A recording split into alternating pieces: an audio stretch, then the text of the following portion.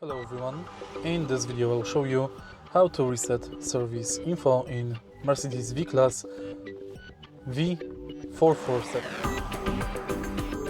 In the beginning, let's turn the key into the first position.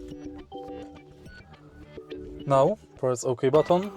You have to see odometer on the instrument cluster, and now simultaneously press answer button and OK buttons. Press and hold those buttons.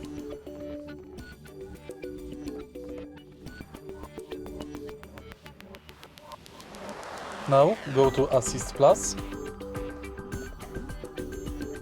Switch on ignition to activate it. Now go to full service. Select service 2 or service 3.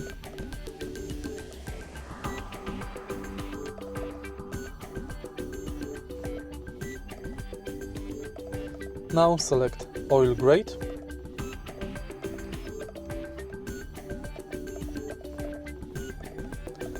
Confirm, and it's done. Also, you can enter service data and check oil data record, remaining distance, remaining time, workshop code and service code. In the end, you can measure oil level.